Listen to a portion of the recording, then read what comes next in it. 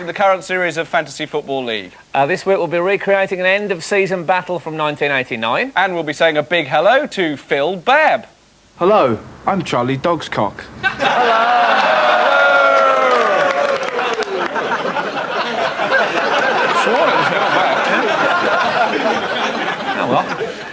But first, a few things we noticed from watching football this week. Now, some Newcastle fans say that a Spreer was a waste of money, but they have to admit that there have been worse buys this season. 40 quid he paid for that shit. Waste of money. Steve Lomas of Man City looked a bit of an idiot after scoring an own goal in Man City's crucial relegation clash on Saturday, but actually he's been working at it for ages. What, scoring own goals? No, looking a bit of an idiot. But we've showed them today, and we're in fighting for next week.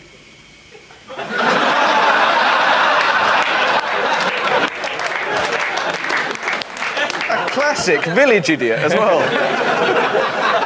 And if there's any young players watching who might be thinking of taking drugs, remember, it can have a very bad effect on your sexual performance. Well, the old fella may be a little bit past it now.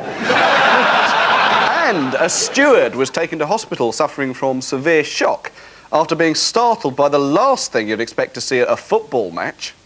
There's the steward in orange there.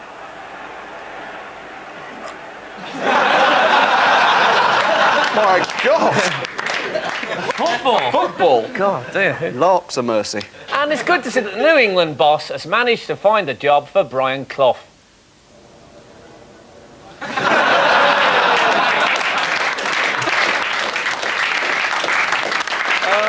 Oh, dear.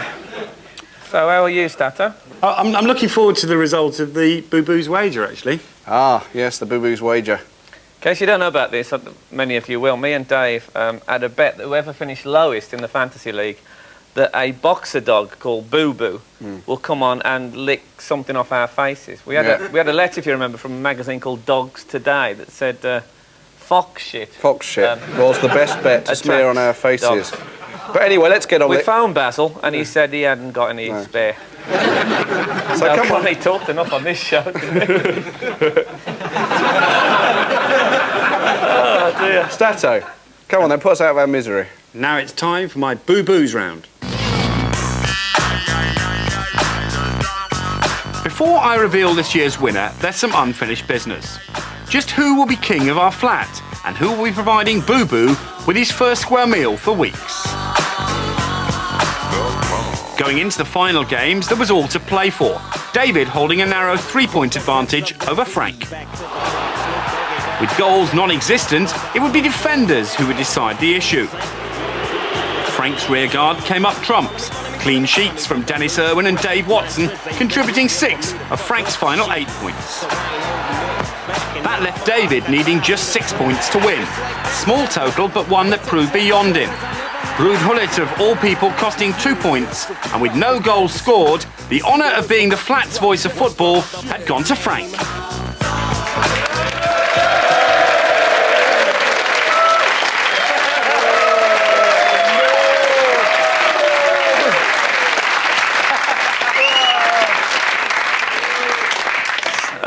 David. What? I'm very sorry. Are you? Yeah, you're the one that's going to have your face painted.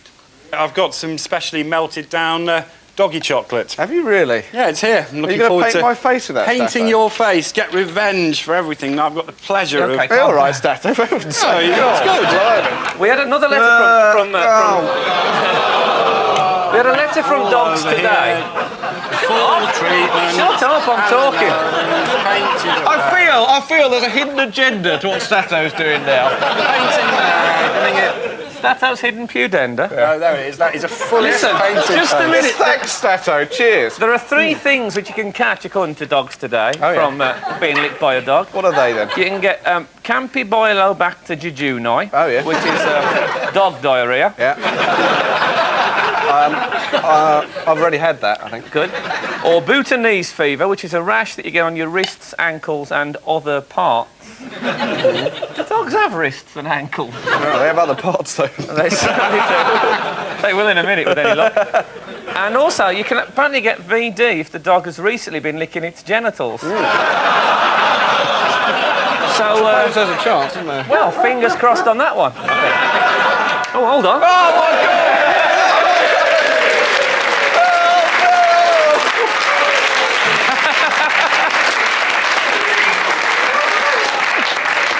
I wonder who this is. I wonder. It's Boo Boo.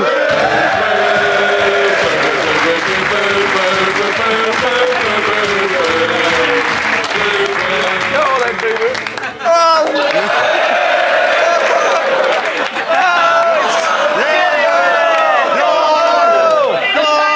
Oh, it's actually, it's the best snog I've ever had. Get down there. Oh, man. Oh, we've touched tongues. Great!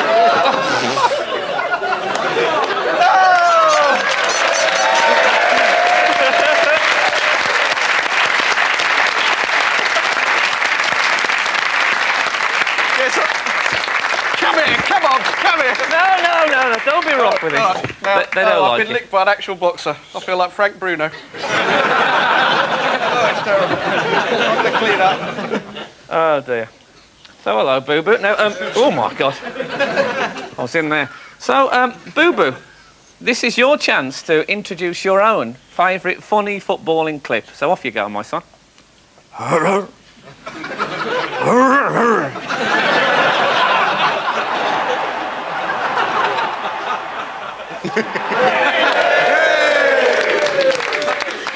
Well done, Boo Boo. It was a fantastic clip. You must be better than that other bloke. Right, that's it. That's enough now. OK, Boo Boo, you're out of here. Boo Boo and Vivian, ladies and gentlemen.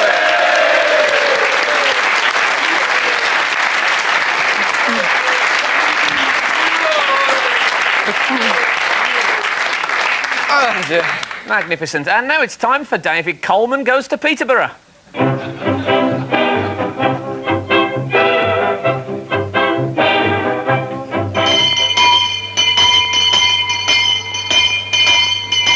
Now, what are you doing down here during the week? Are you in special training? Yes, I'm on special training this week, trying to get my monocle in position.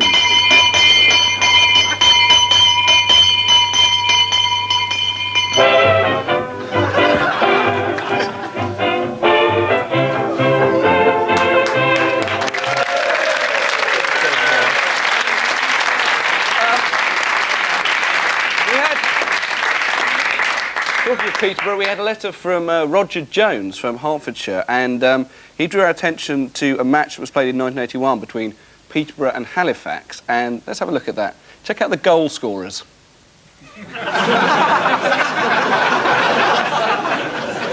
Firm, small, knobs. Oh, goodness me. Is that the bell ringer again? I think it's the opening of Please, Sir.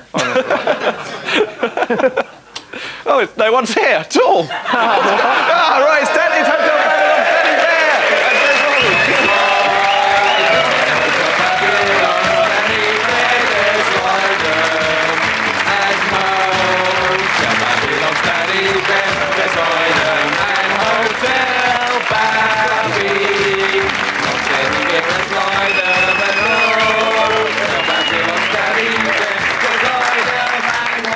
Sorry, were you late? Sorry, we were a bit late. Danny was just licking the chocolate off my face. All right. Are you going to Wembley, Danny, or are you watching on the telly? A certain person gets me my ticket. Is that Ryan? I'll get it for you, don't worry. Okay. No, I am. Des gets him free as an old So person. who's getting your ticket? Oh, just a certain friend. No, it's not a footballer, Frank. Okay, it was a 22-1 guess.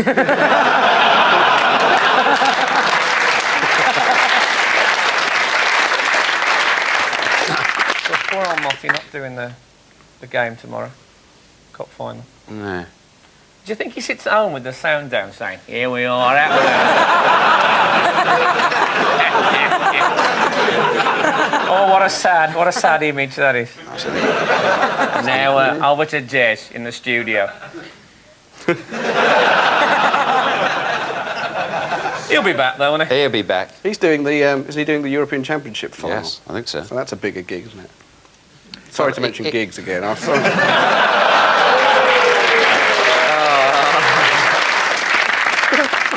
course, we will be supporting Man United. We will, yeah. We don't got have to. any choice. Oh. We are members of the Junior Man United fan club. They wrote nice. to us. Fred the Red, who is the bloke who runs the Junior Man United fan club, his real wrote name? to us Yes. and said that we were members of the Junior Man United fan club. And he didn't care about the fact that we supported other teams. There's my membership card. Can you see that? Oh, I haven't Yeah. got one of those. Nice. You get mugs. Where's my one? Where's my one? It's just not here. Notice this. Of course it is. There's my mug, look. Yeah. There's my And mug. we had no choice at all. He wrote to us and said, I know you're not Man United fans, but you are really, probably, if you think about it.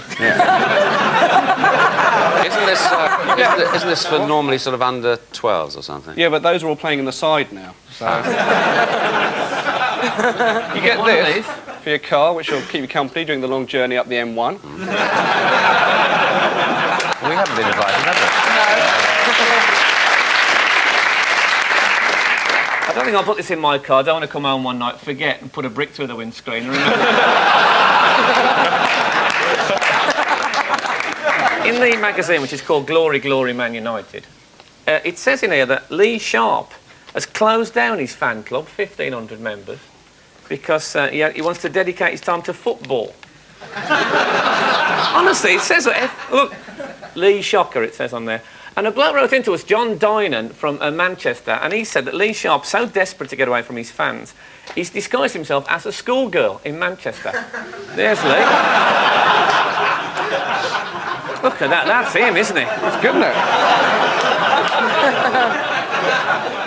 That is him now. I'd have joined his fan club earlier if I'd have known. What's the first FA Cup final you remember, Danny? Man United, Chelsea. Yeah. That was many years It's ago. not going back quite so far. You remember that one, don't you, Dave? I remember that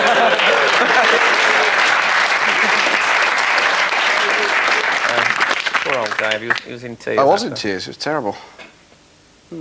Little sad moment in the middle of all this hilarity. Touching. Still, we had sex and everything was all right.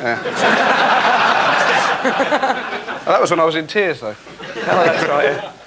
Anyway, Tears is a the gay good thing club about the FA in Cup Hampstead. final.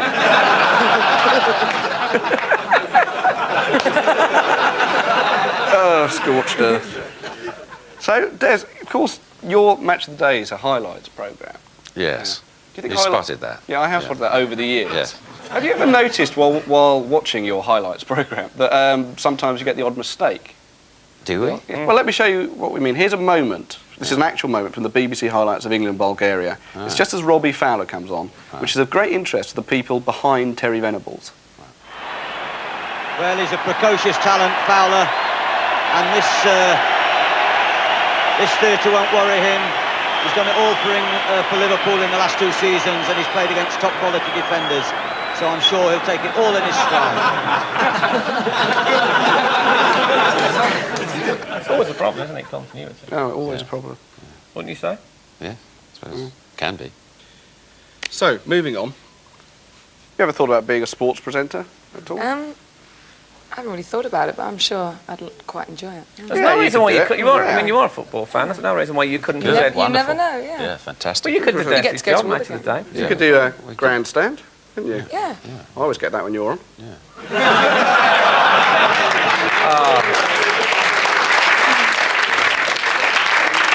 Well, they're in Italy. In Italy, they have they have a presenter called Alba Perietti. We've got a still of her and her other presenter there. There you are, and she presents Goal a Goal, Which is sort of like match of the day on Sunday night. and she's a very beautiful woman. But obviously, the BBC Sports Department have never had anyone like her, Alba Perietti, presented. But they have tried to make their coverage a bit more sensual. Sex. Should you or shouldn't you? But there's actually, you answered that in your own inimitable style.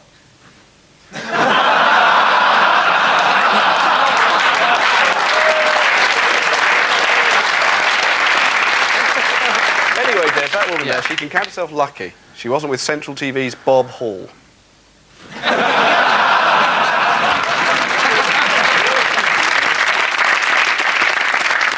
By the way, do you remember, Frank, what happened to What's My Footballing Line that we used to do? Oh, my God. You try and have a conversation on this show, and Hello. Now, what a coincidence. It's actually someone come to do What's My Footballing Like. Now, someone with an unusual job in football, they do a mime, and you have to guess what it is exactly that they do. And here's this week's contestant. Welcome.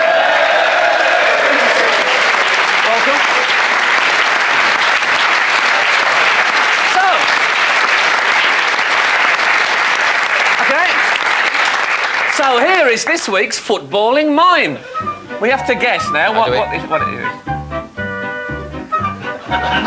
Am I allowed to guess? Yeah, all guess. Thank you. This is. Oh, hold on, he's still doing it. This is a rough guess. Would it have anything to do with broadcasting at all? No, a lot. Oh, it's Jimmy Hill, of course it is. Jimmy Hill! Someone sit down, Jimmy. Please. Oh, God, fabulous. Jimmy's high tip. Jimmy, good to see you, mate. It's very good to be here. We've been waiting for 51st episode. We thought we must get Jimmy Hill, and eventually you've landed. So we're very happy about that. Yeah, it's good to see you. It is good. You're a purist, really. You like the passing game, don't you?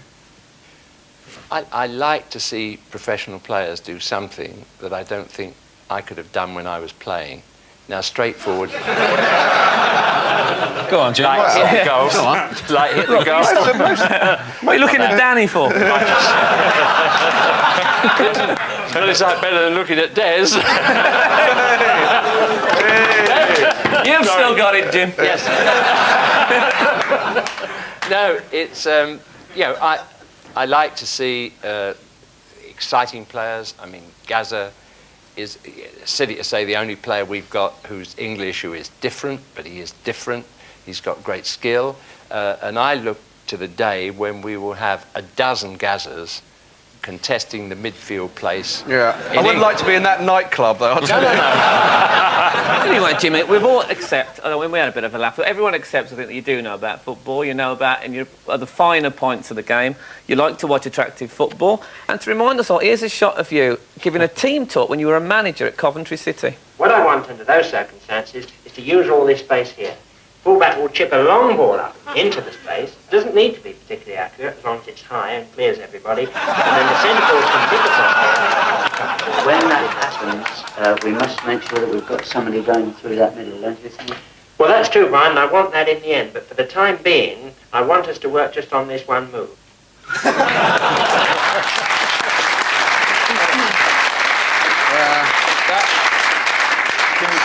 Can you believe that idiot manager was then the manager of Coventry City?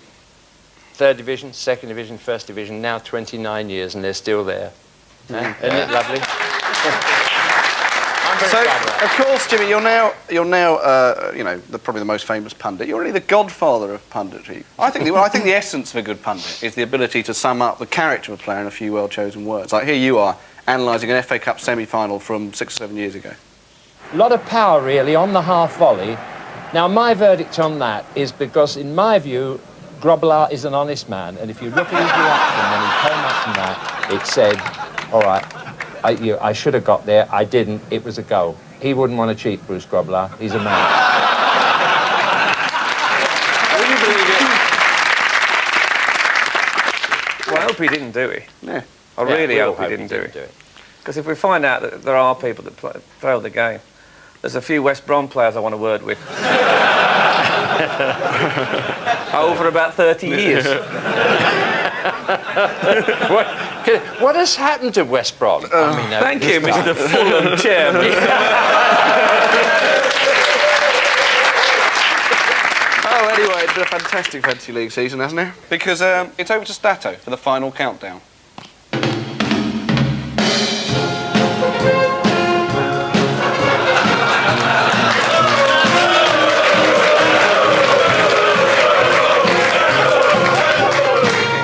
Well, Angus pissed it, basically.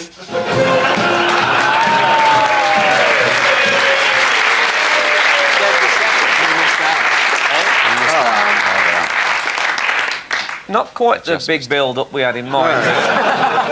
Oh, well, sorry about that. Now it is time for Phoenix from the Flames. This week, the most famous last-minute goal of all time.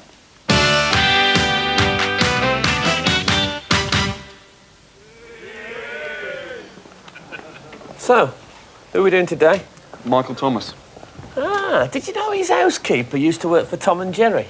Really? Yeah.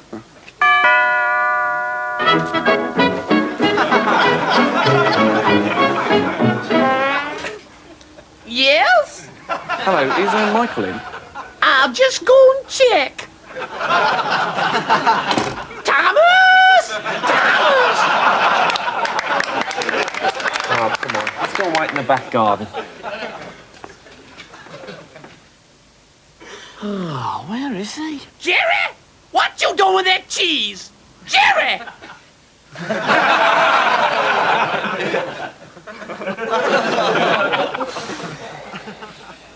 Oh, God, we'll just have to do it without him. What? Do it without Michael? What else can we do? Oh, stupid. OK, Arsenal needed to win 2-0. They were 1-0 up, and there was a minute to go, and then... A good ball by Dixon, finding Smith. A good ball by Dixon, finding Smith. I can't believe it. The last minute of the last Phoenix of the season, and we haven't managed to recreate a goal. Come on, let's go.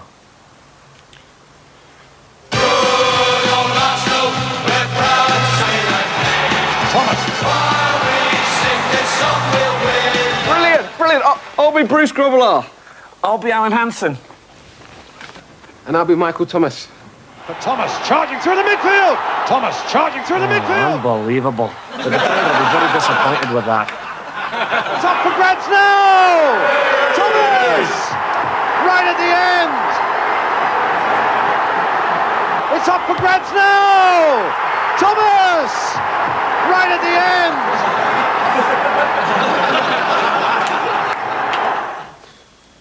Oh, unbelievable. Arsenal winning that championship in the last minute. What's the odds of that happening? Well, I got 33 to 1. Well, thanks, Michael. But it all happened so quickly. Do you think there were some people watching at home who didn't even realise what had happened? No, I don't think so. You see, they had the benefit of the expert comments of Bobby Robson. Well, absolutely astonishing, Bobby. I think we both agree. You've been watching football a lot longer than me. I think neither of us seen anything quite like the scenes here at Anfield this season. It marks the end of our series of the match this season. We hope you've all enjoyed it. From the two of us tonight, bye-bye.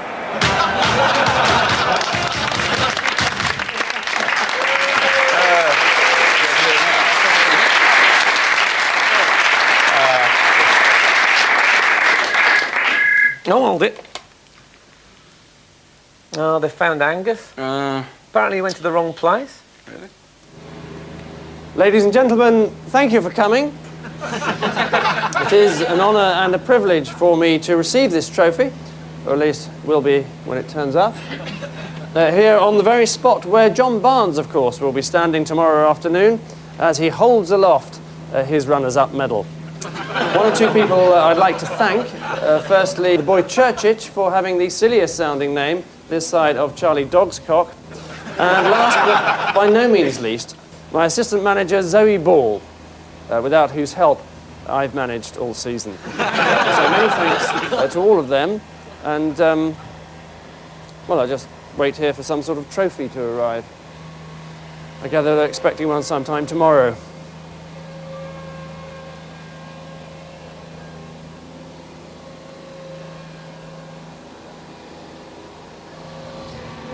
This'll do.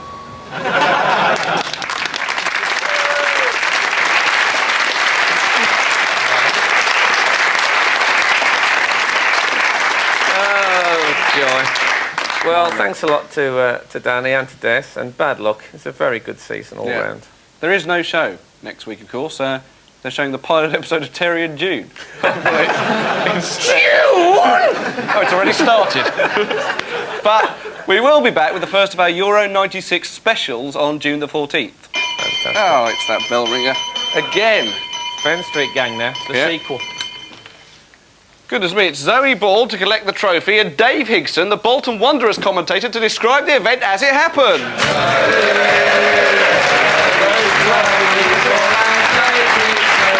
Magic, brilliant, what a ding-dong do.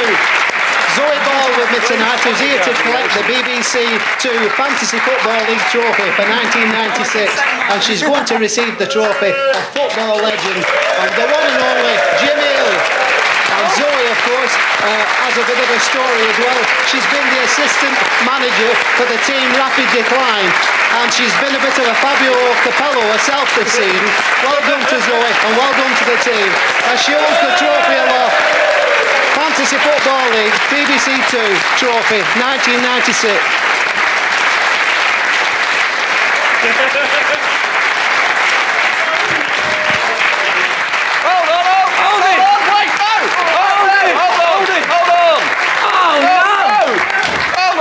Jeff's been bound and gagged. That means he can't sing this week. Hold on. What's this in your mouth, Jeff? Oh, it's our new single, Frank. What?